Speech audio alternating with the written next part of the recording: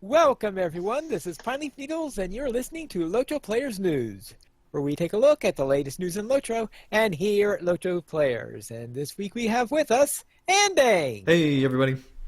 Derry Adwin, Hi, Maven, hey y'all. and Carvet. At your service and your families. And please welcome our special guest for tonight, Onishi. Hey, how you doing? The crowd goes wild. I pay that crowd very well. Fantastic. All right, and Onishi, we have a little indoctrination here where you are to tell us how you got into the Lord of the Rings, how you got into LOTRO, and how you got into the community. Oh, goodness. Okay, so I got into the Lord of the Rings from the old Rankin Bass animated film, like cartoons. Yeah. Nice. And then I was like, wait, there's a book? And then I read Yeah. Yeah. and then I read the book, but I read Lord of the Rings first, and the first read through, I fell asleep before the Hobbits got to Bree and didn't read it for another 2 years, and then I reread it again all the way through. And then they were like, there's a book before this, and I'm like, there's a book before this? And but it was old enough that the internet didn't exist, so like people had to actually tell you things before you knew about them. Minor detail. Right? And so I went on like that until, a couple years after high school, which I'm not telling you when that is, but the moment I tell you what is going on, you'll know. So there was the announcement that the Moria expansion was coming to Lord of the Rings Online, and a friend of mine was so sure that he would get me hooked in this game that he bought me a lifetime sub instead of telling me, oh yeah, you should totally subscribe. And and so I didn't believe him, but at that point I felt guilted. So I was like, all right, fine, I'll do this. Wow. Man, I needed a friend like that. I'm like, dude, that's a friend, man. Well, the thing is, I got so ruthlessly hooked on it that like my next paycheck, I bought him a lifetime sub, Oh, and he doesn't boy. play anymore. Oh, man. He doesn't play anymore, and I hate him I for want that. Ah. that. Why can't I have friends like But- that? I know, right? If there were like that too. But and then after that, I kind of jumped in and out of MMOs until, I don't know, a couple years ago when I stumbled into the Sons of Numenor over on Landreval, and I've been in and out because I cycle games. I'm loyal to very few MMOs, and just recently I came back and I was like, you know what? I want a game that does all the things that I want to do, but also I don't want to have to pay for all of it. And then I realized, wait a second, I've got this lifetime thing kicking. Let me go see what this is. Let me go see what all has changed. And I came back right before Rohan. And I've been grinding and killing and slaughtering my dwarf champion and all of his dwarven family as my alts ever since. Cool. All right. Yep. Then let's head into our game news for this week, and we'll begin with Boer Update 19.3, and it looks like that the best thing coming out in that are adjustable housing hooks. Well, it depends on who you ask, because there is the save fix that they made. Well, that yeah, apparently there is working. the save bug fix, yes. But for some people, this is bigger news than Standing Stone Games happening. This is bigger news than we're getting a Mordor expansion. This is like the biggest news that's ever hit LOTRO for some people. And that's that Hey, you can I have now... a clear question before we go. What was the say bug? What was the say bug? Well, okay. Oh, go ahead, Pine. Actually, Terry might know this better than I, because I rarely ran into it, because usually when I ran into trouble would say it was because I was 16 meters away from the person talking. Yeah, But yeah, the save bug... happen. What? I never had it happen to me, but I saw it happen all the time when I used to go to Ales and Tales. Basically, Yeah. if you were in an area with a bunch of other people, you're supposed to be able to hear what everybody is, see what everybody's saying in your chat bubble.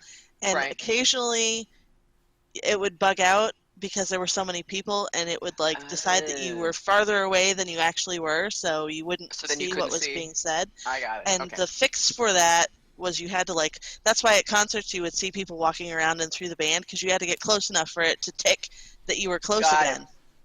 So, you could So see- apparently yeah, they're I fixing got it. that. Yay. And Okay. in addition to that, they are increasing the range to 25 meters, which is nice because there was one time where I was at a contest where I was a participant. I seemed to have been about 15 meters away from where everybody was, and of course, when they announced me, the announcer was 16 meters away from me because he was. Wow. Jeez. So, and the only reason why I knew I was being called is because I started seeing comments from the crowds, pine leaf jokes from the crowd, and obviously that must mean I was being called at the time. Jeez. Finally, jokes in the crowd. Oh wait, that's me. Nice. Okay. But yeah, the Thank you. adjustable housing hooks is the thing that a lot of people have because that means, yes, you can move your housing hooks all about up to 10 meters away from its base location. And I was experimenting with that. I think Anding was experimenting with that. Does that mean I can finally put a chair next to my bookshelf? Not only that, you Gary? can put a chair over your bookshelf. Whoa. That's amazing. Because you can move it 10 meters up, down, left, right, or forward, backward. So literally any of the three, major axes, you can move it. And you can also rotate it as well. And so you can move it in a lot of different directions and go kind of crazy where, a hook could be in one room and the chair is in another room on the staircase or something like that. So you can really customize your house way more than you could before. So you could totally go Willy Wonka with your furniture. You could if you Yeah. wanted to. Oh, And man. in fact, I think that's one of the reasons why there might be other technical reasons also, but I think that's one of the reasons why they have not yet implemented it for outdoor furniture. They've only implemented it for the indoor stuff because I could just imagine, you could do anything you want with your insides, break glory in completely physics-defying ways, but I'm sure some people wouldn't like it if their neighbors were doing that on their outdoor Yeah, location. definitely. Like those enormous yard implements like the Dragok statue or that huge plinth you can buy. Like it gets moved out into the road, so it's like its own roadblock or something. Well, and Please also move your dragon statue. It Or to your seems to next be door scaring neighbor's my house. children. exactly. Yeah, I know, right? I was It's like- thinking, what happened? I doubt that there would be a limit on the actual limit of your property. So what happens if you move like all your stuff into your neighbor's house? Or you end up with a neighbor who trolls you, right? And you end up with all Yeah. their stuff in your yard. Or you get like, the trash receptor and you put it like just barely in their yard or something like that. Something horrible. But no, this is an awesome change, and for people who have been wanting to be able to customize housing, this is probably as close as you're ever going to get, and it seems to be fantastic. I really like the customizability that's here. There could still be a little bit more customizability and, being able to change colors on objects and other things like that and more depth and things like that, but this is a great, huge step into the right direction, and this is possibly the biggest step that they've made to housing since at least adding more hooks, if not ever. I mean, this is a really nice change for a lot of the housing people who have been wanting this. This dovetails with them adding more hooks. Yeah, it does. Yeah. Now, the other little bit of news this week is apparently there has been a interview where they have discussed the possibility of a new race coming. Dum dum dum dum. Yes, and so, you would think maybe like Dunedain or, all sorts of these other things, but Yeah. no, they decided to go with High Elves. Why? Yeah, we need more elves. Why? Why not? Yeah. What LOTRO does not need is more elves. There are too many elves as it is. In particular, Probably OP to boot, right? The number of times that you have to go talk to Elrond alone is too many elves.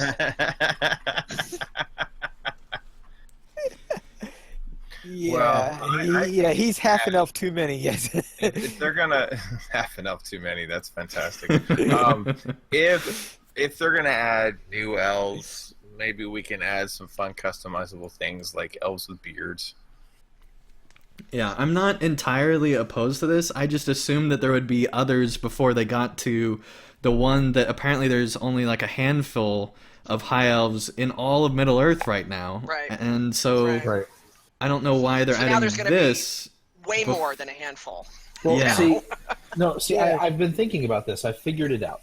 You're going to pay $39.95 LOTRO points to get this race, right?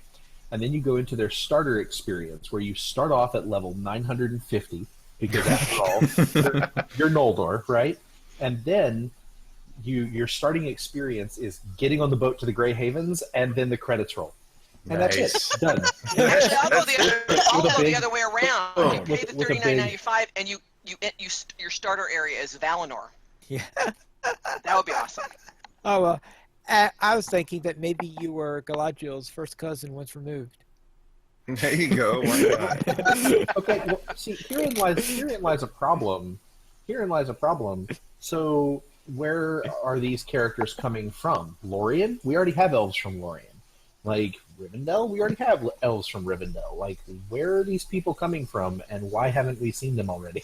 Well, and the other thing is, I mean, I don't believe, and Pine will correct me if I'm wrong here, I don't believe that the term Noldo or Noldor shows up in Lord of the Rings at all. High Elves is what he uses for his Noldor in Yeah. Lord of the Rings. So now you've got all these poor RPers who have made their elves Noldor, only now they can't be. They're going to be faux Noldor because we're going to have this new race, right? Foldor. Foldor. Oh, Noldor. Now, do they actually play Noldor, meaning Noldor that were born in Valinor? Well, I thought about that today. Can you think of any Noldo who was born in Middle Earth? I cannot. Well, they might not be. Yeah, I don't think Tolkien would have called them Noldor but they're. That's I quite, mean, if you think because about I it, would have Lúthien thought. was not. Celebrian was not. Well, and I've never because- thought that just because you start your character in Middle Earth that means that's like when you're born necessarily. That's true. And What so if- I don't think that's a thing. What if, I'm like, still I'm still kind of skeptical that On elves are elves. anyway. I think they kind of hatch. Well, and Yeah. if you go back to like early LOTRO discussions, one of the big criticisms at the time was that there's too many elves. People were asking for an elf limit, and now they're adding in high elves. And Well, so, you actually make a good Hi, point. elves. Maybe your starter area should be on the boat coming over from Valinor. well, that's what I was thinking. What if it was like a Yeah. boat that left for Valinor, but then somebody got this idea that, maybe we shouldn't leave just yet. They turned the boat around and Or there came was back. a shipwreck. Yeah, or And, shipwreck having or the ship something, swim and you ashore. basically start in the Grey Havens or somewhere that's not on the map currently, and you get that whole Beorning Vales of Anduin port thing where you come in and you're like, oh hey, we decided to come back after all. I Yeah, just right. got You an get to meet Círdan. The Círdan would be in the I game. thought that that would be you cool. would, or maybe it has an opening like the Tempest.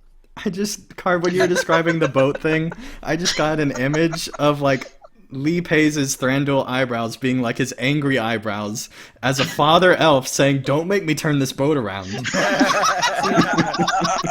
I had this idea of like a sailor elf named like Gilligas, and they only left for a 3-hour tour, but it went sideways, and so they decided after many years of being stuck on an island somewhere that maybe we should like take some of these coconuts and build like a radio or some kind of Gilligan's little buddy.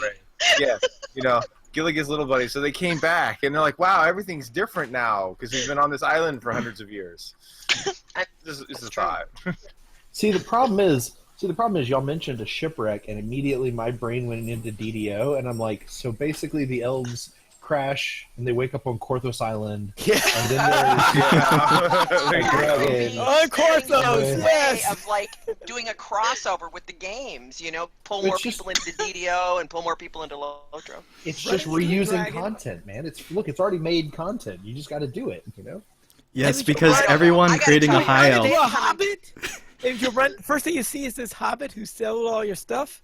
I gotta This tell you, if just you makes had come way- and asked me, I would have said, okay, you want another elf race? I'll tell you the elf race is. Make it the Wood Elves under Exactly. Thranduil. Exactly. That would And be good. Thranduil is a Sindar, but he, was the ruler of the Wood Elf, so be a Wood Elf. That would, and then open up northern Mirkwood so we could see his, his place and all that And stuff. that would But and that would I actually don't be a think good it's- that would actually be a good PC base Yeah. kind of in that kind of area. And it makes me wonder if the starter zone is maybe tied to the reason why they're doing this. Maybe the reason that they're doing this around Mordor time is because they've already started to, build out that elven area at the Grey Oh, Havens. the Haven you talk about. And yeah, so that's maybe true. that's where you start. And you're about to leave and about to sail off, and then you're like, I can't sail off yet. I got to turn around and go face what's going on. I don't So know. Well, there's So you're saying- another piece to this that's in the quote in the article, which is they're adding a system that allows players to pledge their sword to men, elves, dwarves, or hobbits in their battle against Mordor, which actually, though it may not be apparent, to me, it kind of maybe connects to this new race because, as I said before we were on the show, maybe they're going for some kind of Last Alliance type experience. Yeah, that would granted, be I was it's thinking not that into as well. Yeah. into the Second Age, but that's what it sounds like to me. I mean, so the Gilgalad kind of a thing. Although I don't think Gilgalad was a high elf, but that's okay. Could you imagine if the Elven starter zone was telling the tale of the Last Alliance? Ooh, How and then you amazing come that back would to be. the sequel. session play. That Well, you could wouldn't be need a cool. session play. You'd be an elf. You'd be there. Yeah. That's true.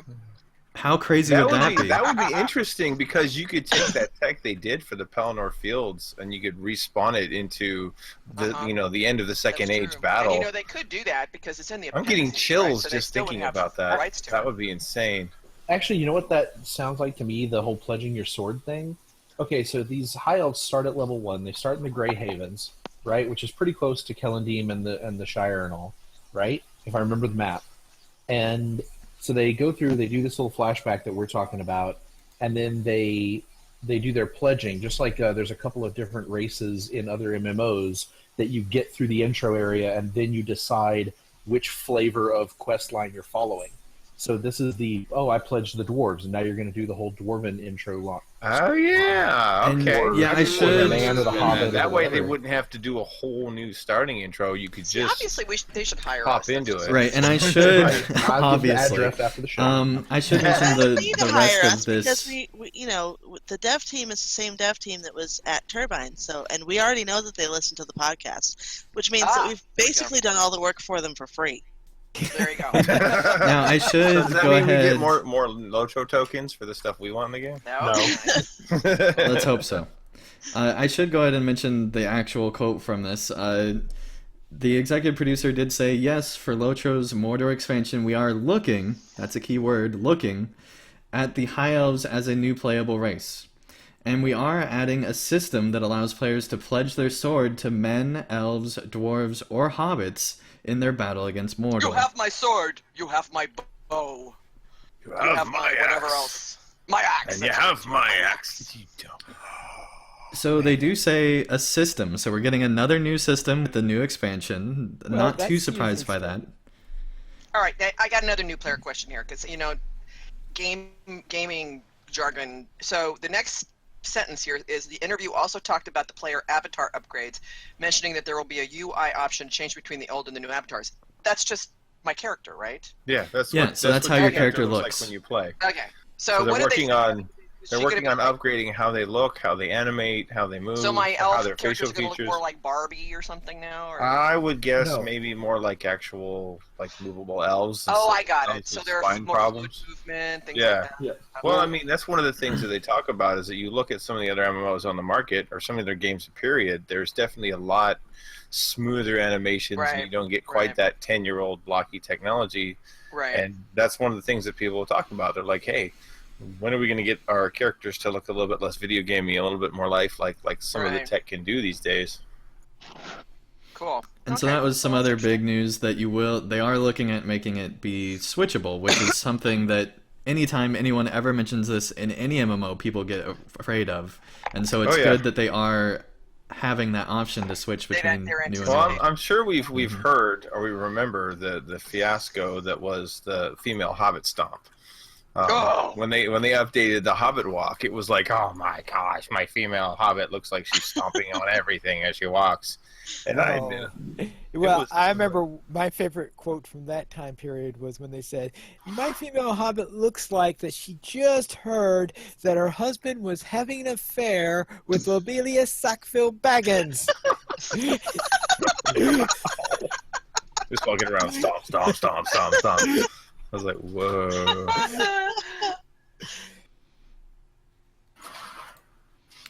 So, we'll see what happens, but High Elf would not have been my first pick for a new playable race. I love Well, you. I mean, if so, they're gonna you're so mess around- understated. I love that. If they're gonna mess around with I don't know. stuff like that, I mean, why not just work with the races we have already and open up the classes a little bit more? I want a Hobbit champion. Well, and that's another thing I did want to bring up is if they create the High Elf, what are the playable classes? High elf. They have aura debuffs. It's basically I'm better than you are, and so Oh, I everything thought they around could them fly- has like resistance lowered and stuff. Oh, I thought they had 3 choices: Mhm. red champ, blue champ, and yellow champ. So instead of like fervor, they just have like snootiness as their Well, I mean, measure. we were chatting about racial bonuses earlier, and they obviously move faster because their nose is higher up in the air, so they can breathe better. So they've got more oxygen to move But quicker. they're a little more aerodynamic because they've got the little fin to Right, part- yeah. Yeah. I think they're going to have like laser eyes. That would be cool. Yeah. Maybe they get like a bonus to attack because they can telepathically read their minds of the opponent they're about to fight. There All you go. Galadriel Peter Jackson style. Mm-hmm. Yeah, they talk to. That's right. They can talk to other beings. Yeah, And you then get they like a look at you special and say- /tell chat that's like the High Elf /tell. This is the exclusive High Elf channel. I'm afraid you come and rattle not welcome. Yeah. Oh, they did say they're going to be. Speaking of which, there's going to be additional chat channels, right? I think 4 more chat channels. User Yeah. Yeah. They've been made global. And I'm sure there's some people that are thrilled about that as well. Yeah, there is quite a bit in this massively overpowered interview, so there is a link to it in this article that you can check out the full thing, but these are the main highlights that we got out of it. So here's a question that I asked Andang earlier. What playable race would be a deal breaker for each of you? What playable race would be a deal breaker? Yeah, like Or- if they announce like, PC Wozes. Honestly, I don't. I want a PC Woes. I mean, I would See, play. I would rather see I would Woes play before I see Woes High before I Elf. would do High Elf. Ah. Well, I mean, I think that any of the races that we see mentioned in the lore really wouldn't kill the game for me. No. Maybe Eagles. That's amazing. God, I'd be like, birds all okay, over really? Bree. Yeah, what would I do? I would strafe everywhere, and I would ignore all quest mechanics ever. That would probably be breakable. But if you're pulling something out of the books and the content and the lore, and it makes sense in the world as a PC race, it wouldn't be that game breaking for me personally. Now, if they decided to put in pink unicorns that fart rainbows, yeah, okay, this is not the venue for that. Let's do something else. And the chat does bring up the LOTRO reporter interview, which was fantastic. If you've not listened to that yet, be sure to do so. In it, we did get confirmed that there will be a level cap increase with the Mordor expansion, which is something that they were kind of weary of confirming earlier. So there will be for sure a level cap increase. Well, I was And expecting also, that. it Yay, does numbers going up. it does sound like that with these like joinable groups that we have, that there'll be like this will be a fairly big mechanic. This really is going to be a totally new system that'll be going on in Mordor, and so I'm very interested to see how it works, because right now we're just getting these vague descriptions. So I'm I wondering. wonder if like the battle's going to be so big, each race is going to have their own part to play. That would be pretty And cool if there was a then- separate story for whoever you Yeah, align exactly. So then you can take 4 different alts through it and get a different story each time, Yeah, depending on who yeah, you run with, that's which would be interesting. awesome with. That would be awesome. from a reusability and a replayability perspective. And honestly, if they ever did do like a LOTRO sequel, I would want there to be different storylines for each of the different races, like there is in Guild Wars 2. Because then High Elf would make so much more sense, because you could tell the story of the High Elves. But with the current implementation, I think it's just kind of weird. Well, correct me if I'm wrong, because this is where I start. The closer we get to the destruction of the ring, is where my lore starts to fall apart. But is it at Helm's Deep that Gimli talks about what's going on at Erebor, or is it at the Siege of Minas Tirith where he talks about what's going on at Erebor and the fact that Erebor's under siege? It's somewhere along that line. Either way, I'm pretty sure that the Erebor siege is at least going on, if not over by now.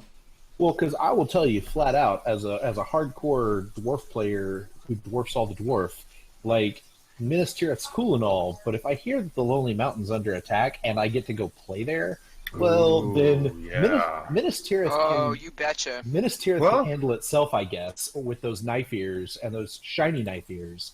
I'm going over with my brothers. That would be cool to do that. Well, I mean, because you've got Rivendell, you've got Lorien, and you've got the Lonely Mountain. All were besieged. Yeah. Yeah. And then there's the Scouring of the Shire if you're going to throw that kind of post. That's right. Wow. Post Tier stuff in there. Right. So really, you could be allying with any one of those factions doing that kind of content with Wouldn't this that be Mordor awesome? expansion. Oh, dude, That would be awesome. amazing. You're welcome, Standing Stone. You can send the check to LOTRO.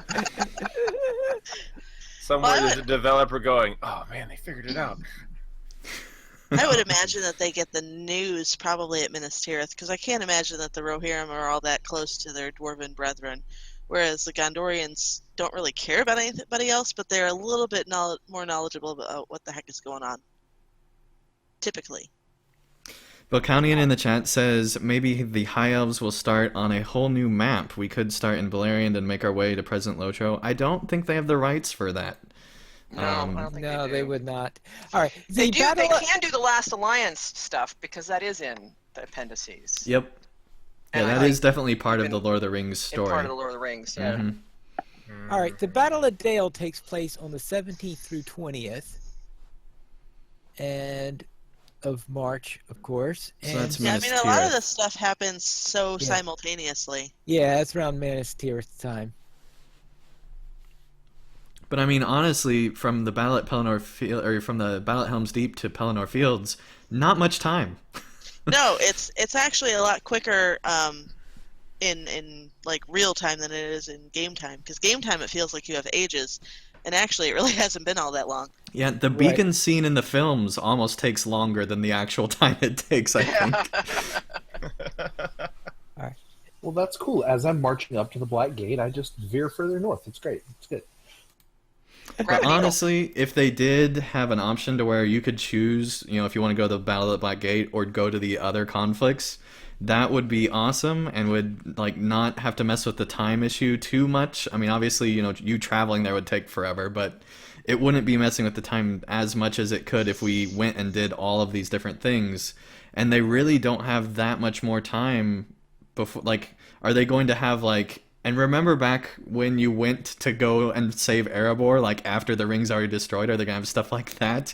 Where it's these flashback moments? I mean, how are they going to go to these other areas unless, the conflict's already over?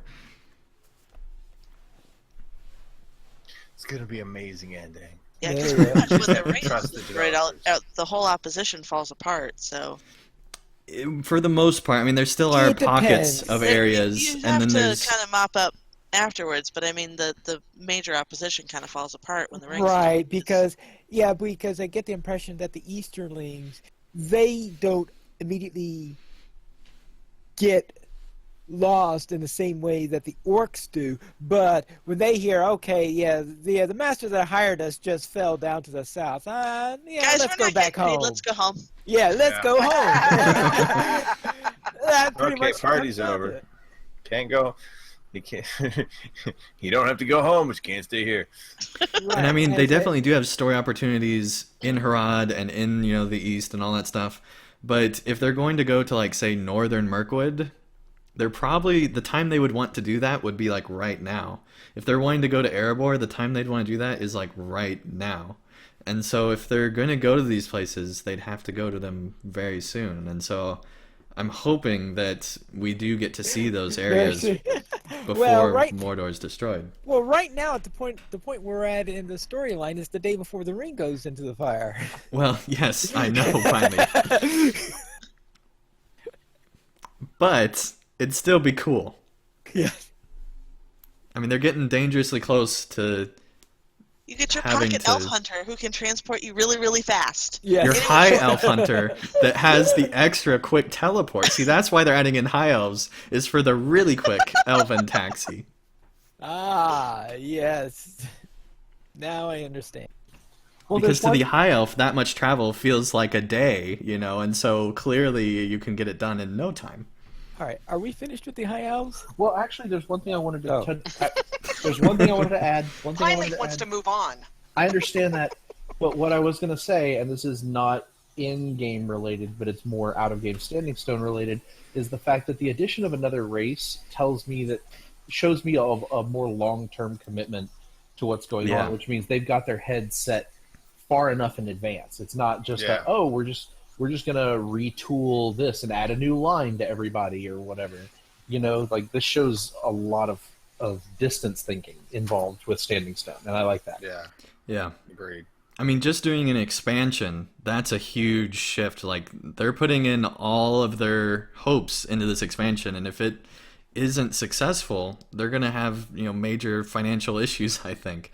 And so, that's very much speculation. I have no idea how much, investment or anything they have, but the expansion has to, return on their investment, I would think, for them to be, in a good spot. And so I'm hoping that, the expansion is as awesome as, say, the Pelennor Fields update was. Because if it's like that, then I think that they'll have no issue being able to keep the game going. Right. Well, but we got Moria on one end and we got Ravenloft on the other one. Mordor, but yes. Oh, okay. Yeah, you're right.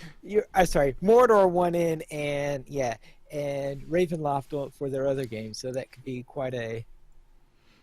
Yeah, the potential But is not- extremely but not a high. ton of difference between the two, is what you're saying. Okay, we've got. Let's see. We've got Sauron, who once turned himself into a vampire after being defeated in a battle against the wolf at Morgoth's Gate during the story of Beren and Luthien. And then we have Strahd, the ultimate vampire for Ravenloft. Yeah, same thing. Sold. Take my money. Also, one thing Yeah. one thing I do want to mention that I just remembered is in the LOTRO reporter interview, they said that Mordor is not going to be, the expansion will not be all of Mordor. They said they can't do it in a single expansion. And so that suggests that we're going to be in Mordor for a long time to come, because I'm guessing that not just the update after the expansion, but probably another update after that will still be in Mordor. And so we have quite a bit of Mordor content ahead of us, I think. Well, it makes sense. I mean, there's just so much to what's going on in Mordor that Sam and Frodo have to trudge through, not to mention the Black Gate siege and all those poor souls that Sauron is enslaved down in Nirn. And I mean, just the list Yeah. goes on and on. I mean, and we on. could spend more time in Mordor than we did in Gondor, honestly. Now, all right, before we go on, I do want to bring up one more thing about 19.3 that we skipped over, and that is that they will be introducing a global channel for trade and looking for fellowship. Cool. So now we just hope that, So now there's People actually channels for people to spam. yeah. Well, I know they got rid of the advice channel. Yeah, they got rid of the advice channel also, probably because, well, I don't think people were using it. They just kind of spam World Chat. Now that you've got these other channels, you can kind of take some of that traffic that spams World, and you can farm it off into these other channels, hopefully. Yeah. It's We- still going to spam. we world. hope, we would Yeah. wish, in a perfect world, yes, they would. Yeah, all that getting rid of chat the would old go through that plan. GLFF and making it a sanctioned channel, and then going with the trade channel and whatnot. That'd be good. Bill Countian in the chat says, I wonder how many people will turn off Run when Mordor does come out, and they'll just walk into Mordor. I'm sure a lot of people are going to do that. Oh yeah, I totally walked into Mordor. We will. Then You there's running totally a chicken can. to Mordor. Don't forget, we'll have to have Yeah. new chicken runs. We'll That'd be make a fantastic. casual stroll to Mordor. There you go. That's right. We All set right. apart a day. Yes. Let's head into our store sales now. Okay, so this week's free sample, as I scroll back up, Universal Solvent, use coupon code Solvent, that's MMM Solvent, one time per account. Also, 25% off all of the OP stuff. So we have the OP Furballs, we have OP Stone Chuckers, we have OP Javelin Huckers, character slots, Slayer Deed Accelerators, and that's all I got. the OP stuff. That was That's awesome. fantastic. That Stone was Chuckers awesome. is my favorite. Brilliant. Well, if you actually watch Runekeeper animations, like if you actually get an enemy up in melee range and you don't just zot it from a distance, it literally looks like you're whacking them with a stone. I So know. Mm-hmm. Or the one where in Redline where you like toss the stone in the air and it flips around and around and around and it gives them a DOT. Yeah, that's cool. yeah, I just was doing that last night, as a matter of fact. yeah, I love that one. Here, I wave my stone at you. I whirl my stone in your general direction. Mm-hmm. Let's head into our site news, and we'll begin with community highlights for January 20th through 26th. And anything catch your attention in here? Yes, on Thursday on Landerville server at 8:15 p.m. there's Shire Patrol, where you can join the bounders of the Shire on patrol. You can contact Defo Dilla for more information on this, and it will start in the Brockenboring Station House, and you'll make your way on your Shire Patrol all the way throughout the Shire, presumably. So, pretty cool little event. Now, would that include Oat Barton? I don't know, Pineleaf, you'll have to ask. I'll see why not. Just wondering. I could just imagine if you're high enough levels, then you can go into dwelling and knock some heads onto those brigands that are there. That's right. Give him what fool. All right. Let's then head into LOTRO Academy 138 LOTRO goals for 2017. Yippee! And I think the title says it all. Yeah, pretty much. Pretty much. So therefore, we will look at the Mumak in Middle-earth. Yay, new Lily Kate series. Ooh. It seems to be a photojournal of a Mumak in Middle-earth. Because she missed out on the hobby horse again. Okay. And I feel for her, because so did I. So instead, she treated herself to a pet Mumak. And she's going to take it on adventures and take pictures. Cute. Yeah. Okay, so and how much do they cost? I don't know, Maven? I have Well, you no got idea. all Oh, that I don't hay, remember. and then, I'm assuming the upkeep cost. And you know on a how much Mumak. baby Mumox eat? I Yeah. mean, it's a significant It's a I amount. don't lot. remember. I wanted one so bad that I just closed my eyes and hit buy. Gotcha. I wonder how much people would So, spend, you know. like, if you had the opportunity to get, like, the hobby horse or some of that super rare drop stuff. How much people would throw down for it. They absolutely would buy it. Yeah. It's like, oh, yeah, I want that. I would buy a hobby horse from the store if I could. It's like some absurd price, like 5,000 LOTRO points or something. I would get it anyway. It's like, I want Right that. up there with the toast emote that I cannot seem to get whenever I want it. And especially if you got like a herald with coconuts following you around, then Dude, I it would would pay for be. that. More breaking as it is, I would probably pay for that. And then I walk around and go, what? Running around on a horse? You've got to empty out the coconut. You're banging them to And a get shrubbery. We need a shrubbery. Absolutely. Gotta have a If I, shrubbery. if I could have my dwarf running around with a herald, running behind me, banging coconuts together, have him holding up a shrubbery in front of his face, that would be it, man. Boom. Now, Right there. Turbine, when you thought about giving us that token early, or Standing Stone Games, when you thought about giving us that LOTRO token earlier, just disregard that last part. Carve was kidding, okay? It wasn't. Mhm. Yeah. Well, I already have actually, the killer rabbit. I'm wondering. Well, this is true.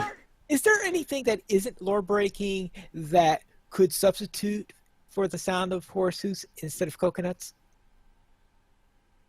Maybe some dry gourds. For the sound, let's see. I could Gourds, see sure. like a gourd that was like dried out would Couple simulate of the sounds orc of coconuts. Well, skulls. here's the Orc skulls, skulls. yeah, that would Orc definitely be a skulls. dwarven thing, banging orc skulls together. I could see that. Or, a hobbit that's really like smacking, trying to get like a pie out of their mouth. They could make the noise too, There's a lot of options. Okay, that would be very Okay. interesting. But are we talking African or European orc skulls?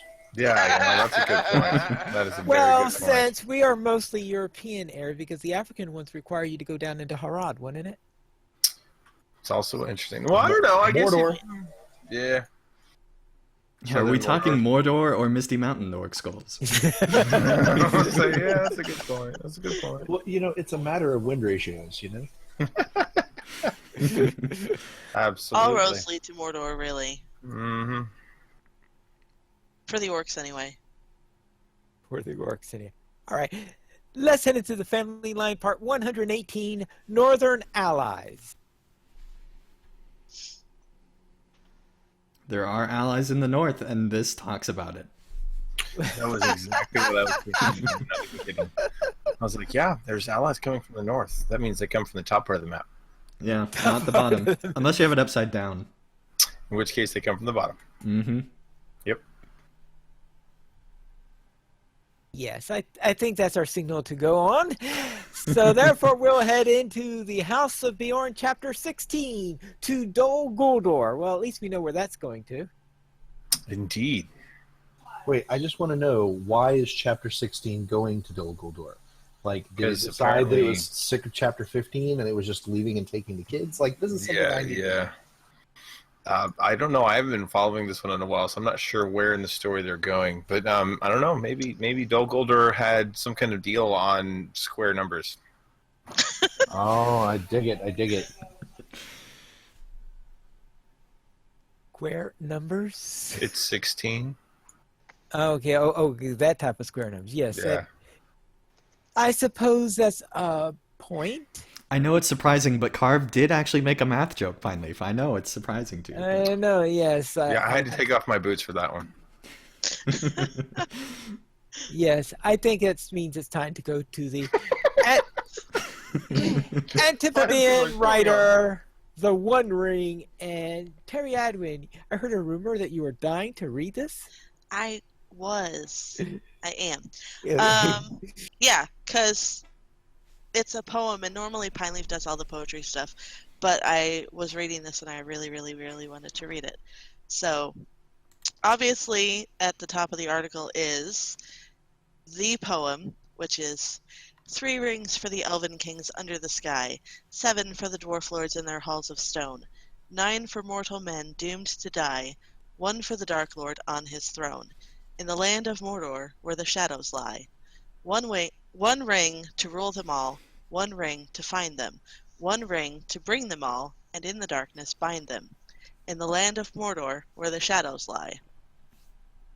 So then we have the Antipodean Writers, not version, but extension, I guess.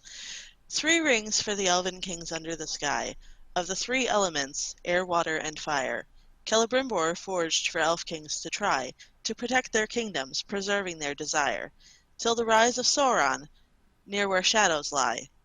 7 rings for the dwarf lords in their halls of stone, to build 7 realms, each above dwarf lords of gold, till the dragons came, lusting for wealth alone, till Sauron resolves the dwarf kings would now be sold, and their rings reclaimed, in where shadows lie. 9 rings for kings of men, soon doomed to die, Numenorians black, fast ensnared by the 1 ring, down centuries as ring race, willingly, serving none but the will of their master, the Dark King, of the land of Mordor, where the shadows lie. 1 ring to rule them all, thus Sauron's will. 1 ring to find them out, thus all betrayed. 1 ring to bring them all, which is seeking still. 1 ring to bind them all, for this 'twas made, in the land of Mordor, where the shadows lie. Thank you. That's cool. It really kind of cracks open some behind the scenes beyond the original story that everybody knows. That's really neat. Right. Yeah, I think this is my favorite poem that Antipodean Writers written. This is really cool. And to answer an earlier question, the cost of the little Mumak pet is 595 turbine points. Wow. Such a deal. $5.95 LP. That's not too Not bad. bad. It's the price of an expansion when it's on sale, but it's really cool. And it Okay. sounds like a jalopy with no muffler. Ask yourself, Oh man, I should take that sound effect and put it underneath my goat when I'm playing a beard kisser. What you feeding that goat? Carve? Jeez. All right. Thinking out loud, or how moral is this morale? This is sort of a breakdown of the essence grind for the Ithilien essences. Oh, okay. I kind of skimmed it a little bit. I didn't do a super full read because it's pretty lengthy. Yeah, basically, he was talking about the morality of essences. Morality of essence. Well, and is it actually worth it to do that grind? Because Right. it's not really all that much better than what they've got already. There's always someone who wants the latest and the greatest no matter what. That's true. There's always somebody who's got to have the gear, and really, if you're a raider and that's how you like to play, then you've got to have all the bells and whistles tricked out to even be invited into a group. Yeah, So you're even if 6 months ago everybody was able to completely do that raid at tier 2 without any trouble with the previous gear, if you have that previous gear, they're not going to accept you. Yep. It's like, oh, you're not in the club because you're not playing hard enough. Right. And hey, you know what? I respect it. That's how you'd like to spend your time, and you want to do that to get all the latest and greatest. More power to you. Next, then, we have Poems of the Pine, where we enter Volume 4, which means that we go into the road to Gondor. A lad was lost in the lonely path where the dead had dwelt since the dawn of the age. When the boy was safe, we braved the depths to reach the realm where the ruthless went. We arrived in Gondor, the glorious realm that fought the masses of Mordor's host. We aided the people imperiled by the dead and eased the road for the roving folk. Near the city of Swans, we saw a haven that was captured by corsairs and Castemir's heirs. In the caves near the waters, there watched some elves who made us a messenger to the maiden Lothario. When the threat, now known to the thousands in her care, Lothario was in need of her knights. As we gathered the swans, we saved the realm from the nasty grasp of a Nazgul.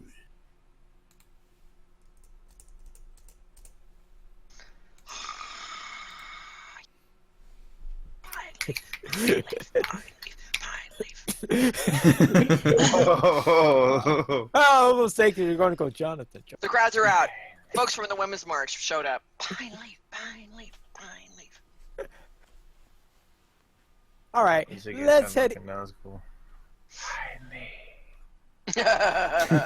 Nazgul. Let's head into our our week in Lotro and ending. What were you up to?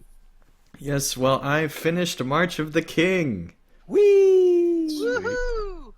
Did it the day after our review was recorded and had a lot of fun going through the final parts. That being said, though, it was not as good of an ending as I think some other zones were. The epic story ended fantastic, but I think the side quest, though, could have had a little bit of a better ending. But overall, I think it was pretty good. So, Carv, what have you been up to? Well, I realized yesterday that it's been an insane couple of weeks, and I hadn't played Lotro at all for 2 weeks, and I kind of shut it a little bit because A, I was like, I missed the game, and B, I was so busy I didn't realize that I missed the game.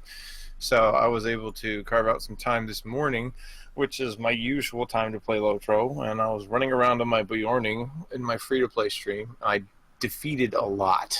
I couldn't tell if it was because I was out of practice, or if I wasn't getting my heals right, or if I was just pulling too much, or I wasn't paying attention, or all of the above. Because, I mean, it was embarrassing. I was like, man, I haven't died this much in a long time. Embarrassing? Well, I don't like getting defeated unless it's like an instance or something. Just dying on landscape unless I'm doing something Unless there's ridiculous. good reason for it. That's Yeah, I mean, okay. So one of them was, okay, I admit, I pulled too many worms that time. Got it. Second time, yep, I pulled too many worms again. Okay, got to tile it back. The third time it was, I think I can make this jump. Nope, I guess I'm dead. Okay, well, back to the res ring. And it was like, it was some other dumb thing I did. And I was like, all right, okay, whatever. Maybe you believed Terry too much. I don't know, OP for balls. Yeah, I should be able to do everything, right? I'm a Bjorning. Another fun thing that happened that wasn't in Lord of the Rings, but it wasn't in Lord of the Rings Online, but it was in the Dungeons and Dragons Adventures in Middle Earth campaign that I'm running on Thursday night, is that it doesn't matter what format the spider comes in. if it's a Mirkwood spider, Mrs. Carve ain't having it. The party. Oh, the there's party, another. Oh no, wait. I was Yeah. going to say there's another class, but they're already covered in the more. So Yeah, never mind. yeah. We were the party basically was escorting a merchant through the Elven path in Mirkwood, and one of the encounters was a bunch of these little spiders. They're not Lotro-sized spiders, but they're still big as a dinner plate, so they're not small spiders. Kind of crawled out of the bushes and started to attack him. And as I began narrating this, my wife is like, "Nope, nope, nope, no, no." And so that was fun. And of course, it didn't help that I was narrating things like, yeah, it crawls up the back of your leg and you feel its fangs bite into you. At one point, Raylandiel, Aerther's wife, had one crawl up into her tunic. So it got crazy. She wasn't happy with that at all. She goes, I think you picked Mirkwood on purpose. But Onishi, how was your week? My week was busy. I've been trying to get minis on each server, so I've got my minis started on Laurel and Gwaihir, Saranin, and Belegir. But my 99% of my work's all on Landreval, where I've got my champion up hanging out with Theoden and the Riders pre-Pelennor Fields. I've got my Warden. He's about a quarter of the way through Hypebolt. He just got Ken with the Suckcrofts. My Hunter got his first Legendary and went into Moria. And all of the rest of my crafting social RP alts are up to the Forsaken Inn to help my kids with backup as healers or champions or whatever, just to help them level through the epic story.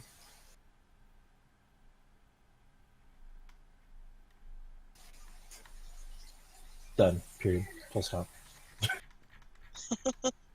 Nathan? Oh, Sweet. my turn. So I reactivated my Runekeeper after a long hiatus. Poor thing's been languishing. She was languishing in Garsfield. You know, it's like, where was she? Garsfield. Oh my gosh. I don't even remember. I didn't even remember. So I took her. She needed to do some serious crafting because all my other alts had been sending her stuff. So after making 200 hope tokens and attaining guild status, she is now on the streets of Snowbourne preparing the citizenry for an anticipated onslaught of orcs. I also completed the Houses of Healing chain on Glordrell, my hunter, that I had overlooked and didn't realize were even there. So I finished that up. That was pretty cool. And I went on the most riotous roving threat hunt with the girls last Sunday. Terry can attest to that. It was fun. Funny. I mean, it was hilarious. It was a but we did all the Evendim ones, right? Did we do anything? Oh, we did. Yeah, we did all the Evendim ones. We started with the guy in Annuminous. And like one in Annuminous. North Downs. We did didn't we find the one Drake in North Downs, right? Oh, right. North Downs was the one we did all of, and we started at Evendim. Oh, okay, that's it. Because we were looking for the guy in Annuminous, and he wasn't there. That's right. And we actually North always Downs there when you're not looking for him, and then he's not there when you actually. That's right. He's not there. And talk about riveting Twitch streaming. I mean, for what, the first half hour or more, we couldn't find any roving. Yeah. So basically, it's like the girls riding around Middle Earth. It's like, what the heck? It was a very scenic, picturesque view of the North Downs and where the roving threats aren't. But then there was some serious payoff when we found the Drake for sure. That was a toughie. And then we went back and took him on again, and since Winda actually, that was probably my high point when she accidentally rode her war steed into the Drake because she couldn't stop it. So like everybody was getting in position, and all of a sudden the Drake comes alive. She goes, "I'm sorry." So anyway, so that was fun. How about you? Speaking of which, Terry. So great segue. How about you? Well, I skirmished extremely irresponsibly to see how fast I could get through Strike at Danenglor on Landreval Terry, because we were having a conversation about it at one point, and if I had been on the show last week, it would have been in last week's highlights, but since I wasn't on the show, I can count it. Yeah, because Pineleaf and Brannick and I were talking about like how many marks and stuff we've got, and I think Sands was still on the conversation too, and Pineleaf showed us all, or mentioned like how he could figure out where you go to view how much marks you've accrued over your lifetime, basically, on a specific character. So I went and looked, and it turns out I'm not actually terrifically far behind Pineleaf in mark acquisition, which is pretty impressive considering on that character, or on that server, it was just Terry. But then I was looking a little more at the stats, and it looked like my shortest time was 4 minutes, and then I was going through each of the skirmishes to see which one I had done on that short time, and it turned out to be Strike at Dananglor. So I was like, you know what? I bet I could get it to shorter than that, because the reason it's 4 minutes is because I did it solo tier 2, because I typically run stuff at either solo or duo tier 2. I said, oh, I'll run it. Well, let me just see. I'll run it at solo tier 1 and see how long it takes me to get through it, and I went through it in 3 minutes flat. Wow. Yeah, of course, in order to do that, you have to skip the counterattacks, except for the first one, which you can't skip because you need to do that to get through the gate. You have to skip the counterattacks, and you have to skip the encounters. So it's not really great for marks, but actually pretty good for XP, because you can basically run a bunch of them and just mow through mobs. So turns out I can do Strike at Dananglor on Land of Altaria in 3 minutes, and that's in Redline. So probably somebody who's really well versed in Yellow Line and has pretty good luck with, because the mob density and stuff is going to be random. If you manage to go through and get not a lot of ranged stuffs to where you can pack them up and blender them down, you can probably go through it in about 2. And then I ran some 3-mans this week with Sans and Maven, and we killed all the things. We killed all the things in School and Library and Halls of Night, and it was a lot of fun. And I did most of that in Redline too, except for the boss fight in Halls of Night. I went to Blue.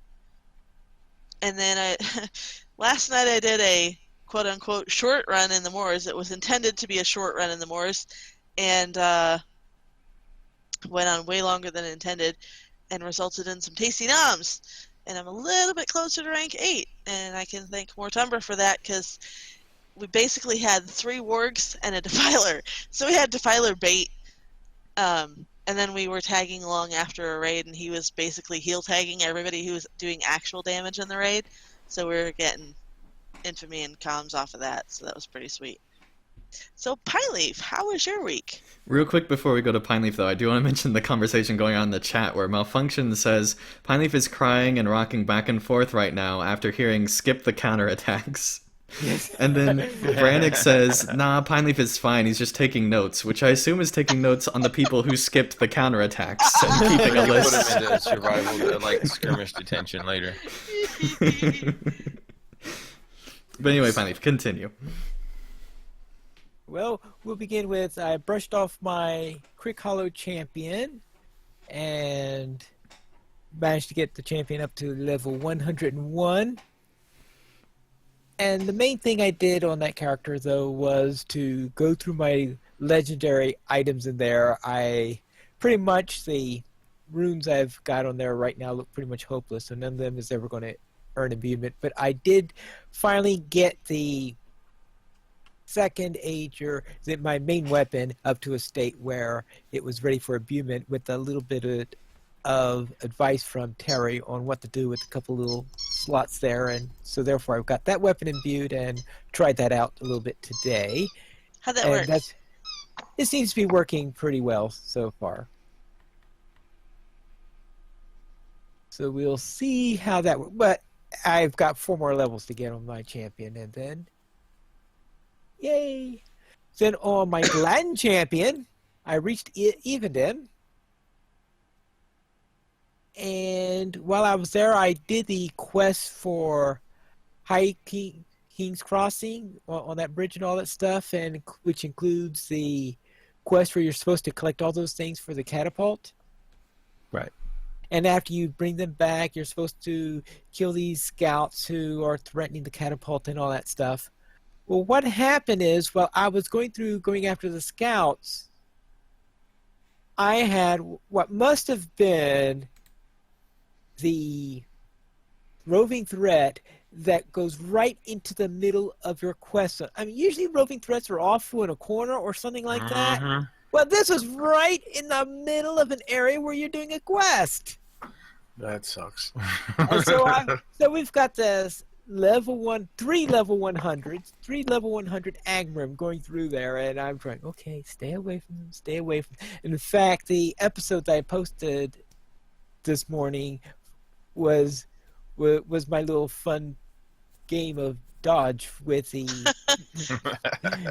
with the roving threats on there. Then on Arkenstone, I finished up Bingo Boffin on my Warden there, and I finally learned what exactly the horseshoe does in Bingo Boffin. Oh, cool.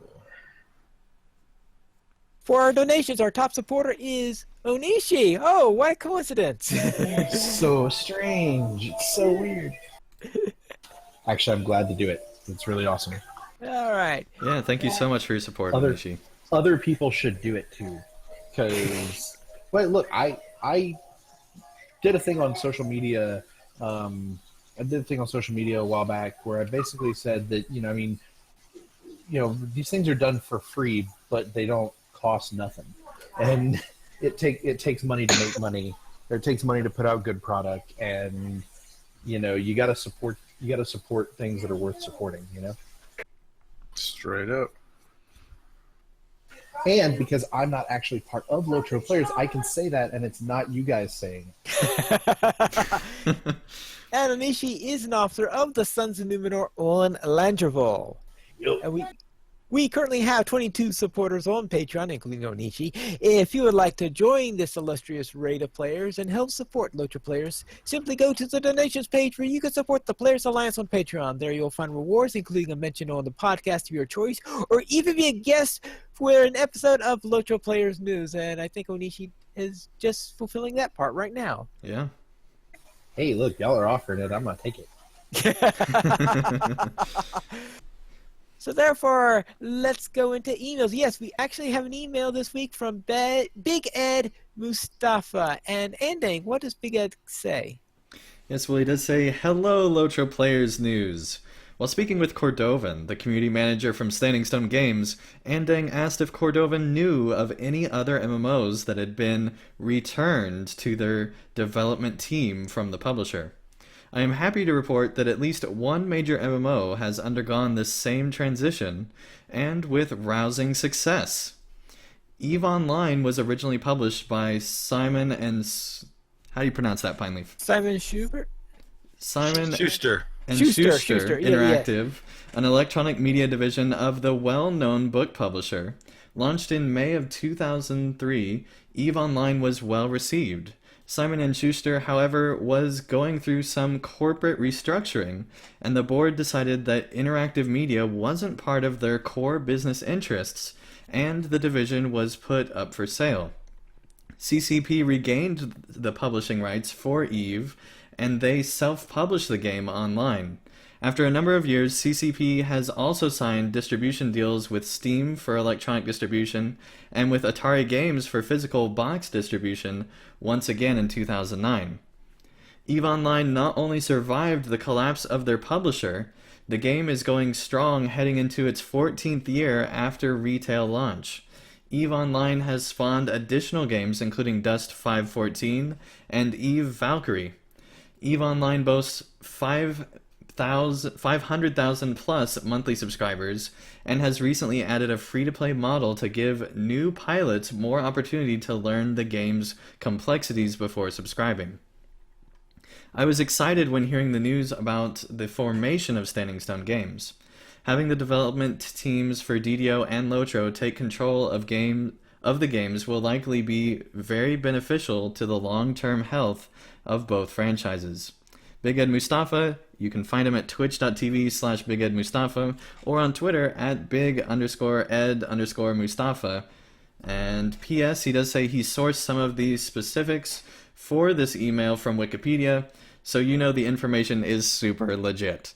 Yes. You can always trust Wikipedia. But no, I think that's awesome that there is a precedent and they were very successful. And so that's fantastic. And yeah, EVE is a great example. So really excited to see how LOTRO and DDO continue. Well, I was about to say, as opposed to the accuracy of Wikipedia, most of that, I've played EVE Online. Like I said, I'm loyal to very few games.